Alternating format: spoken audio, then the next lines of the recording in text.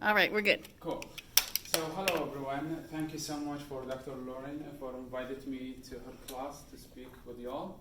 And thank you so much for listening to the documentary. And I'm glad to be here with y'all. So as you all saw the documentary, and the life is not easy, correct, for all of us. But if we give up, it will be more hard for us. But if we didn't, it will become very easy. In one section in the documentary, if you all remember or not, the producer asked me after the doctor read my report, he said, "You are not able to see." And she asked me, "What did you feel?" I told her I felt devastated. But this is in 2010 when this happened, when a doctor asked me. But right now we are in 2019. If you ask me same question, I told you, if you remember, if you mention me eye doctor here in Austin, Texas, and you say, "Jose, just go there, we'll get your eyes back," I tell you, "No, thank you, I don't want it." And you will ask me, "No, you're crazy," but this is the truth, I'm not. Because I'm happy without them, so I don't need them. And I'm capable to do whatever other student can do, and other people as well. So I'm studying at the University of Texas, and I'm doing double major. I'm doing psychology, as you all saw in the documentary. But when I got there, I found another opportunity to apply for social work. So I'm doing double major right now. And hopefully in summer, I'm going to study for the GRE and hopefully apply for the doctoral. So my goal to get my PhD in social work or in psychology. This is my biggest, my biggest goal so far. So I want to get my PhD to help others. A lot of people need help, especially people in the Middle East. Here a lot of people also need help, but in Middle East, it's a little bit kind of the situation is difficult. As you all maybe read in the news or somewhere, you hear a lot issues there. So, and also I want to break the culture things, because they don't believe if you go to the psychologist or social work for therapy, they think you are crazy or you have issue on you. But this is not the case. You know, all of us, we need help sometime to people listen to us. Some people like, just to hear us when we talk. When I got injured, I didn't go to any therapy. It was hard for me. I spent many nights crying, but because I don't know what to do, and nothing accessible for me. You heard in the documentary, I saw the commercials for Doctor Without Borders. It's just the electricity come like few hours and stop all the night. So in the night I don't know what to do, just laying down in my bed and doing nothing. Sometimes I listen to the radio, but sometimes the battery is gone, like small batteries.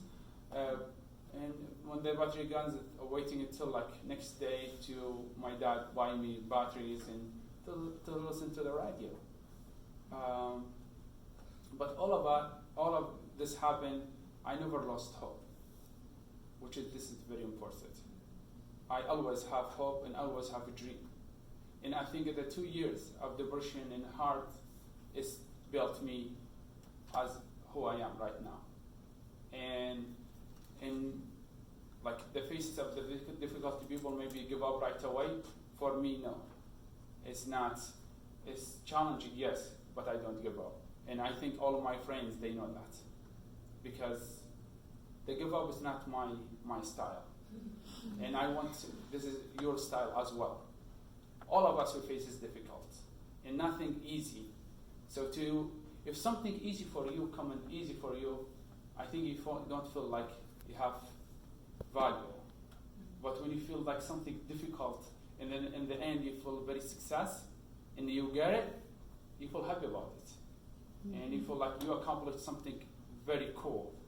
So this who I am, this I think you are as well, because I think you all challenged many things to be right now in this university, to persuading like your bachelor or master, and to be something for useful for the society, for the community, and for yourself, first of all, for your family.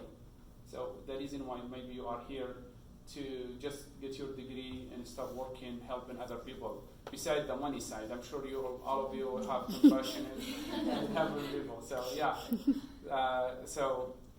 yeah, all of us, we have purpose for life. And if you don't have purpose, it's hard to live.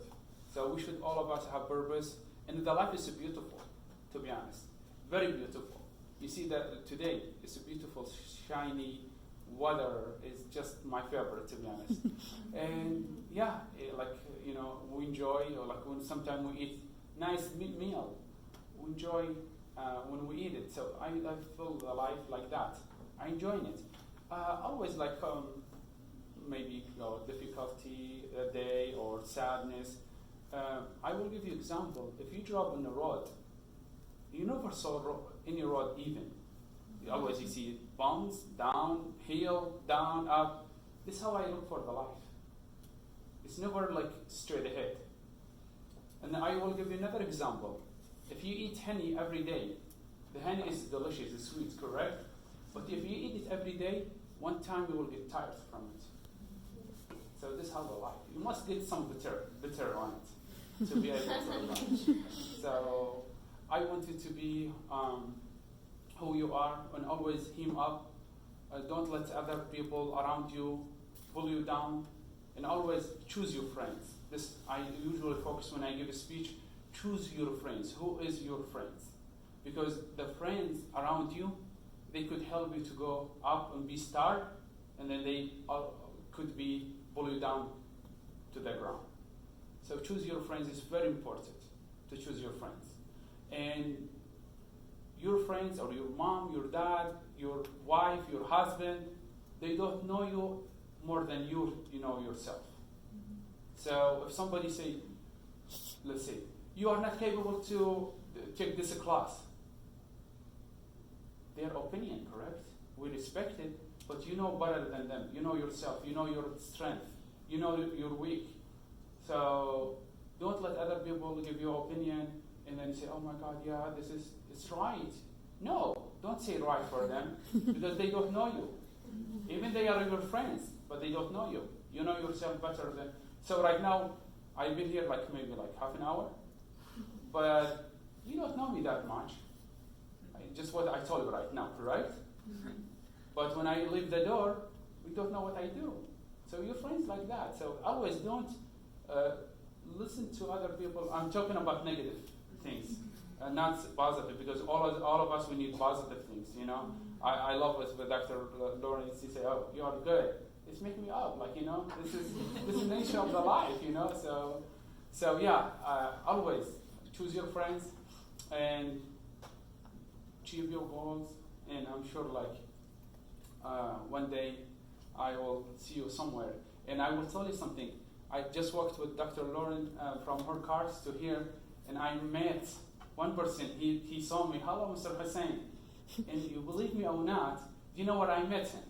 I met him to the Texas State. He studied for ESL. And right now, see him, he's here. You imagine that? It's just amazing. I'm proud of him, what he do. And I told him, when he will finish, he said he will finish this semester and he will go for his master. This I think this is amazing. And he's not from this country as well. I thought he does not speak English. And when I came here, I don't speak English either. I've been here just 7 years. Just hi, how are you? I don't know anything else. We must challenge ourselves to achieve what we want to achieve. Nothing comes easy at all. If come easy, it's not value, as I mentioned before. So we must challenge yourself. You must be,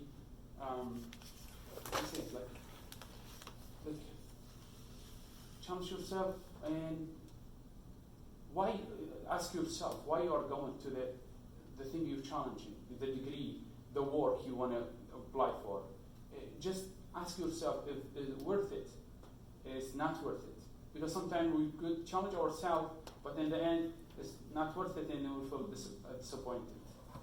So look for the goal and make a map. This is how I can get there and how I can achieve it in less power, power like effort. And because sometimes they say, example here, they say, work smart, don't work hard. Mm-hmm. I believe in that, because somebody go take the wrong way and in the middle of the road it give up, and it turned back negative. So yeah, so I think my time ends, but I need open the floor to you all. Ask any question. I'm open book. Ask me any question, and yeah, I hope you all have good question. I'm just speechless right now. What? I'm speechless right now. No, I'm sure you have something, but take your time. So. I do have a question. Okay. Go ahead. What do you think the best way to help other people is? And I know that's a very broad question. I know in the documentary you talked about just talking to them and how that can change the outlook of someone's day or someone's life. But if you could talk more about that, the best way to help people overcome their obstacle. Well, thank you so much. This is a very good question, and as you mentioned, it's a big question, but I hope I will answer it in a nice way. So it depends on the situation. Mm. It depends on the situation, how to help. Right. And for example, I will give you example. I gave speech for the School of the Blind, and we did kind of workshop. And one of the blind lady, she said, "Well, if I'm in a corner trying to cross the street, and somebody grab me from my shoulder, I will hit him with my cane." I say, hold on. This is not appropriate answer and appropriate to hit somebody try to help you. Ask them. For example, like I say, instead he hold you from your shoulder and say, "Excuse me, can I hold your arm?" It's a nice way, and don't think about this person who come to help you, hold you from your shoulder, it didn't train. It didn't have training on how to help others. So we must give him opportunity to help us. So just, I think, is ask, and you will not hurt. If ask somebody if you want help, if he or she want to help, say yes. If not, they say thank you. I think the best way just to ask, and probably they will let you help them, or they say no, thank you. So I think the best way is just to ask, and depends on the situation too. So thank you. You're welcome. I have a question about, in this class we talked some about accessibility, and you and I talked a little bit on the way over here. Do you have thoughts about accessibility in the built environment for you here versus, for example, Mosul or even your village where you grew up? Yes, it's no comparison, Dr. At all. Here is much better, but still something, as we mentioned, some buildings still not fully accessible. And even some, for example, classes, they don't have braille on the door. Or sometimes the door does not have button to open for the person with wheelchair. So how the wheelchair will open the door if they don't have pushing button to let the door open for them? It will be a little bit difficult. But sometimes they don't think about that at all. Even don't go to the building, let's go to websites. Some websites I have difficulty to finish my assignment when I do my assignment research or something, because they are not accessible. They are not, my screen reader could not read it to do, it's not accessible for us. But we've been fighting with the legislative to hopefully they will help us to make it accessible and encourage the companies to make it accessible for us. So, yeah. What do you think needs to happen to make Mosul or your hometown more accessible? I think I will start with education first, because if we want to build nation or we want to build society or community, you need education first, because you could not teach someone high level if they don't have anything basic school.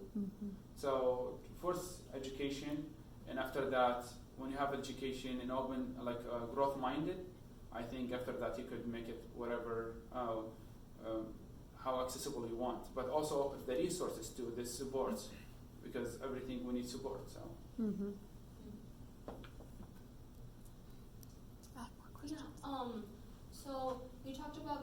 back to your hometown to help people like understand that they need help. Like you can go and talk to someone like with a psychologist or a therapist. And this is something that me and my friends have been talking about, how there's certain cultures that it's very difficult for them to understand that it helps a lot to talk to someone or to go see a psychologist, and that doesn't mean you're crazy, that just means that you need help. So my question for you is like, what are some ways that you're gonna do that, or like what are ways that we can do to like help people understand that it's okay to talk to someone or to go get like help? It's a nice question, yes. And I told you, the reason why I want to get my PhD. And I'm talking about my country. They value the person who have PhD. When you have PhD, you have kind of could call power of the voice power. Mm-hmm. You could speak, people could listen to you.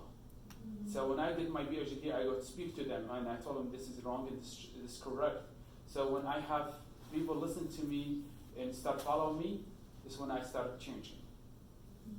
But if you go without degree, without anything, no. I will tell you something, and I could not call it, like, it's not shame to say in it. So before I came to the United States, trust me, I'm not. Just my mom and dad, they took care of me. They took me places and took me to walk. Mm-hmm. When I visited last summer, believe me or not, the governor of Mosul, he come visit me. This is what I'm talking like. They need the when you have degree in something, you have value there. Yeah. And then with this one you can change, definitely, because people follow you. Thank you. Good luck. I have another question. If I can $10. How, in your opinion, can people living here in the States or anywhere help other places in the world, or like the Middle East, for example? How can people that aren't there help? Well, good question. I think, first of all, I go back, this is your voice. Mm-hmm. Your voice is very powerful. Each of us have voice, and this voice is powerful. Because with your voice and then also support. Mm-hmm. I'm not saying like don't give donation, but also you should look for the right organization. Right. Because some organization still are, and I'm telling you, like in Middle East, most of them, not few, most. I went there and I saw that like many organizations come to build hospitals, but the money's gone. And they didn't build any hospital. To write to your voice and advocate, and if you find a good organization and you believe on them, you could support them if you have resources. Thank you. You're welcome.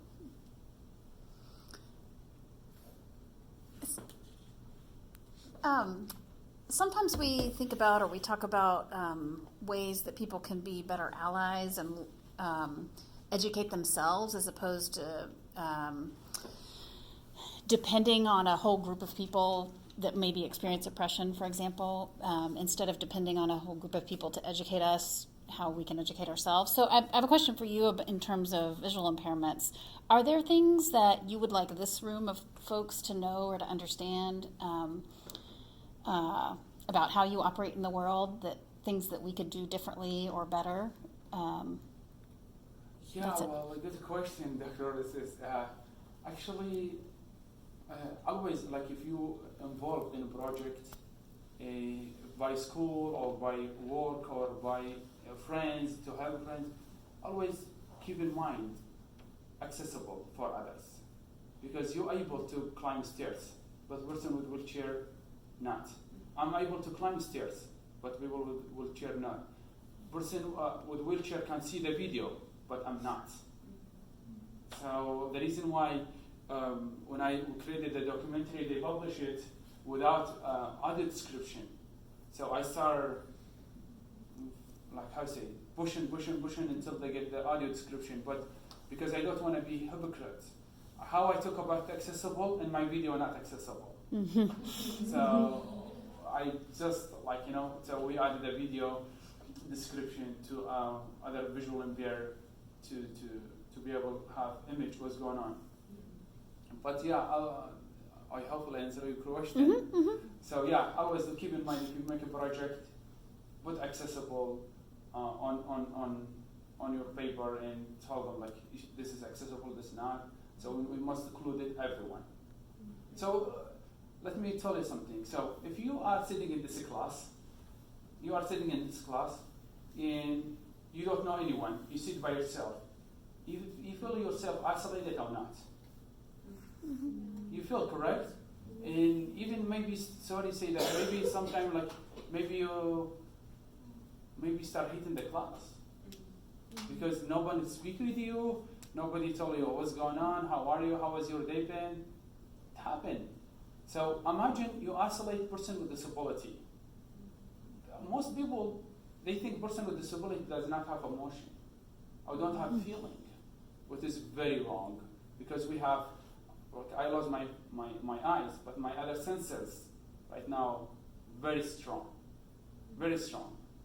So we have emotion, we have feeling, we feel what other people feel as well. So we don't want to be isolated.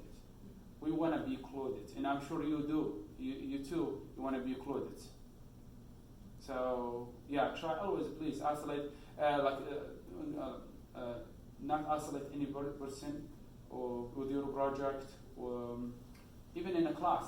In the future, if you have a class with a person with disability, just go to them and ask them if they need help, and they will feel happy. Trust me. You know, it also depends on the person with disability. Some person have very like myself. Like I love sense of humor. I joke, but some person with disability very quiet and very shy, which is normal for all of us. Sometimes some people very sensitive, they have sense of humor. Some of them very, like how you call it, introvert and extrovert. Right. So yeah, just afterward, like if you